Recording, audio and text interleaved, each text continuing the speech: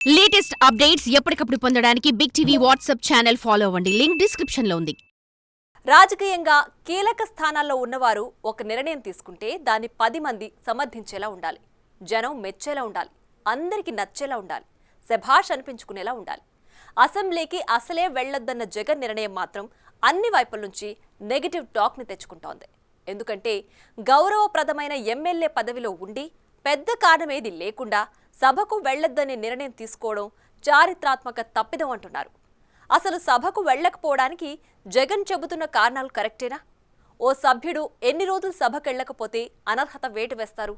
ఇవన్నీ ఒకసారి డీకోడ్ చేద్దాం.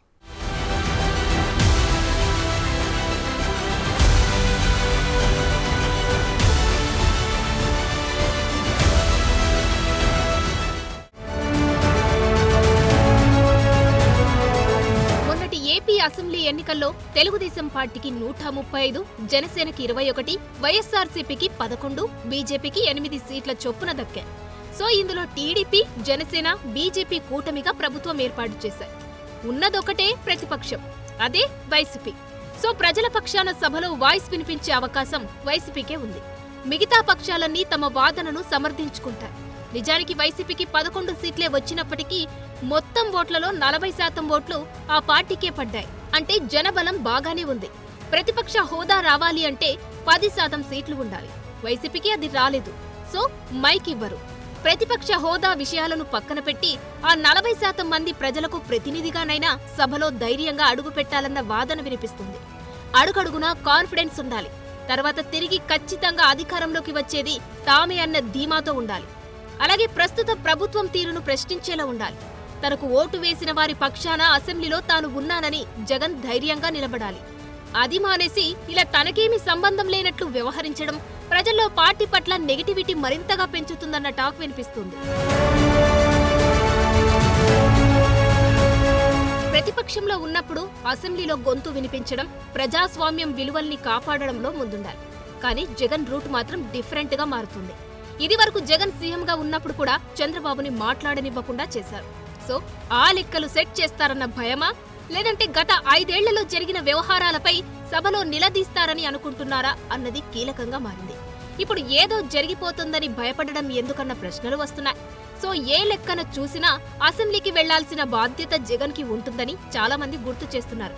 మైక్ ఇచ్చినా ఇవ్వకపోయినా సభకు వెళ్లాలని, ప్రజా సమస్యలపై గళమెత్తాలని, మైక్ ఇవ్వకపోతే నిరసన తెలిపైనా సరే సభలో ఉండాలన్న సలహాలు వెళ్తున్నాయి.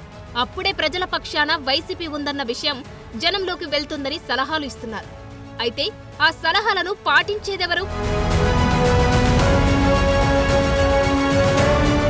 సీఎం చంద్రబాబును చూసి జగన్ చాలా నేర్చుకోవాలి అంటున్నారు పొలిటికల్ ఎక్స్పర్ట్స్.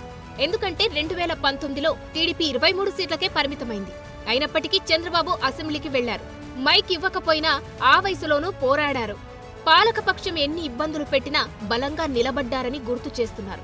ఇక టీడీపీ పని అయిపోయిందని ఎన్నోసార్లు వైసీపీ నిండు సభలోనే సెటైర్లు వేసినా పట్టుదలతో ముందుకెళ్లారంటున్నారు. అసలు అసెంబ్లీకి వెళ్లే ధైర్యం లేకపోతే రాజీనామా చేయాలని షర్మిల డైరెక్ట్ గానే డిమాండ్ చేస్తున్నారు. రాజీనామా చేయాలి. జగన్మోహన్ రెడ్డి గారైనా, జగన్మోహన్ రెడ్డి గారి ఎమ్మెల్యే, వైసీపీ నాయకులైనా అసెంబ్లీకి వెళ్లే ధైర్యం లేకపోతే రాజీనామా చేయాలి. 5 ఏళ్ల పాటు ముఖ్యమంత్రి హోదాలో కొనసాగిన జగన్మోహన్ రెడ్డి 2014, 19 మధ్య ప్రధాన ప్రతిపక్ష నేతగానూ ఉన్నారు. అప్పట్లో ఆయన పార్టీకి 67 అసెంబ్లీ స్థానాలు వచ్చాయి. కానీ తాజా ఎన్నికల్లో వైసీపీ కేవలం 11 స్థానాలకు పరిమితం కావడంతో జగన్ కి ప్రతిపక్ష హోదా కట్టయింది. భారత రాజ్యాంగంలో ఆర్టికల్ 168 నుంచి 221 వరకు రాష్ట్రాల శాసనసభలు, కౌన్సిల్ నిర్వహణ, విధుల గురించి ప్రస్తావించారు. ఏదైనా చట్టసభలో అధికార పార్టీ తర్వాత పెద్ద పార్టీకి ప్రధాన ప్రతిపక్ష హోదా దక్కుతుంది. ప్రధాన ప్రతిపక్ష నేత హోదా దక్కాలంటే సభలో ఆ పార్టీకి కనీసం 10% సభ్యులుండాలి. ఆ లెక్కన లోక్సభలో అయితే 55 ఎంపీ సీట్లు, ఏపీ అసెంబ్లీలో 18 ఎమ్మెల్యే సీట్లు దక్కిన పార్టీలకే ప్రధాన ప్రతిపక్ష హోదా లభిస్తుంది.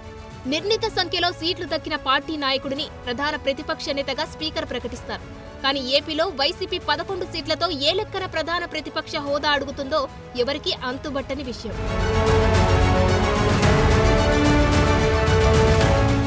మాజీ సీఎం జగన్ అసెంబ్లీకి వెళ్లొద్దని గట్టిగా డిసైడ్ అయ్యారు. మరి వరుసగా ఎన్ని రోజులు సభకు గైర్హాజరైతే సభ్యుడిగా అనర్హత వేటు పడుతుందన్నది ఇప్పుడు కీలకంగా మారింది. భారత రాజ్యాంగంలో ఆర్టికల్ 190 ప్రకారం 60 రోజుల పాటు ఒక రాష్ట్ర శాసనసభ సభ్యుడు సభ అనుమతి లేకుండా అన్ని సమావేశాలకు గైర్హాజరైతే సభ అతని స్థానాన్ని ఖాళీగా ప్రకటించవచ్చని చెబుతుంది. అయితే 60 రోజుల వ్యవధిని లెక్కించడంలో సభను ప్రోరోగ్ చేసిన లేదా వరుసగా 4 రోజుల కంటే ఎక్కువ కాలం వాయిదా వేసిన కాలానికి లెక్కలోకి తీసుకోవద్దన్న నిబంధన ఉంది. సో వేటు పడకుండా సభకు వచ్చి టెక్నికల్ గా సంతకం చేసి వెళ్తారా లేక వేటు వేయించుకుంటారా అన్నది కూడా ఇంట్రెస్టింగ్ గా మారుతుంది.